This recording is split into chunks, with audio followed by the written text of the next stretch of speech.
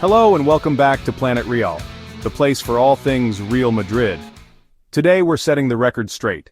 Some voices, mostly anti-Madridistas, are now trying to sell the idea that the new CTA, the Spanish Referees Committee, somehow favors Real Madrid. We'll look at where this claim comes from, why it's completely false, and what the real danger is when it comes to Spanish football this season. Let's get it on with the video.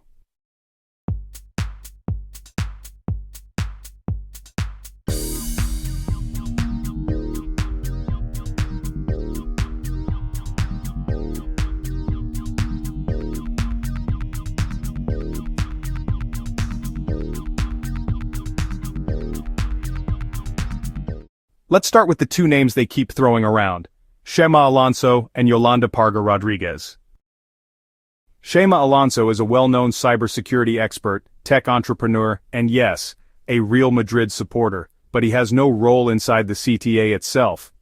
His position is purely external, consulting on artificial intelligence and technological development. As he himself explained in an interview with Diario as, he won't touch anything related to refereeing decisions or competition management. He's not involved in the appointments, the matchday protocol, or evaluations. So what exactly is the conflict of interest? There isn't one. The outrage is manufactured. Now to Yolanda Parga Rodriguez. Her only connection to Real Madrid? Her partner, Carlos Mejia Davila, works for the club. This is far from ideal, and such adjudications should be carefully reviewed if you ask me. One thing is to have sympathy for a club, but having a close one working for a club could be a conflict of interest. In this case, I agree her naming could be debatable. But she is not working anywhere near the men's game. She'll oversee refereeing in the women's league, where Barcelona has been the dominant force for years, just because they have done a great job and have developed their women's team more than anyone else.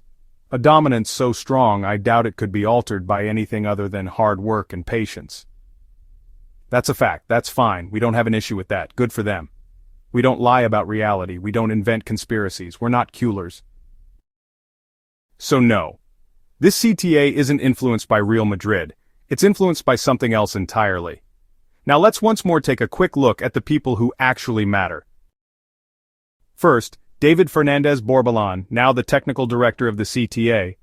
This man was one of the most active referees during the Negreira era, when FC Barcelona was paying millions to the vice president of the CTA. He earned the nickname Barcelona's talisman in Catalonia's local press. Top teams normally have positive win-loss stats with referees they play with a lot. That's why they are precisely top teams. But under this guy's officiating, Real Madrid had a losing record. Barcelona, a winning one. Coincidence? Not likely. Not when we now know that 7.3 million euros were paid by Barcelona between 2001 and 2018 to Enriquez Negreira and his family companies. Fernandez Borbalon was right in the middle of that timeline. Then there's the key man, Francisco Soto Ballarac, the new president of the CTA. He is an open Barcelona supporter, publicly, which shouldn't be an issue if he acts honestly. But listen to this. He recently said that the Negreira case should be left in the past. That's not just suspicious, that's outrageous. I mean, we are talking about one of the biggest corruption scandals in football history. And the man now in charge of Spanish referees wants to bury it. It's disgraceful. Finally, we have Eduardo Prieto Iglesias. He's been given control over VR, and no one, literally no one, understands why. He never was a regular La Liga referee, most of his career was spent in the second and third divisions, and he was never an international referee. His resume doesn't justify the promotion. It smells like a political appointment, a wild card with no clear credentials. And these are the people who truly will control La Liga officiating this season. So once again, you need to be incredibly out of your mind, evil, or plain dumb to believe this CTA has ties with Real Madrid that could benefit our team. We don't want referees to favor Real Madrid. We want a system that is fair, independent, and transparent. Because that hasn't existed in Spanish football for a long, long time. Real Madrid has managed to win in spite of all the injustices and corruption. But it shouldn't have to be that way. All teams deserve a fair playing field, even Barcelona, but for over a decade they just bought the system. And to close, here's a story I heard once that explains why some take and replicate these idiotic allegations against Real Madrid in an attempt to gaslight us and to hide the truth. It goes like this. When God created mankind, he wanted to give us three qualities: intelligence, honesty, and being a Barcelona fan. But he said, you can only have two. So, ever since, if someone is intelligent and a Barcelona fan, they can't be honest.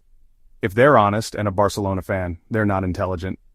And if someone is both honest and intelligent, that person could never be a Barcelona fan. I'll leave it there. Thanks for watching Planet Real. Like, comment, share, and subscribe. More videos coming soon. Hala Madrid, always.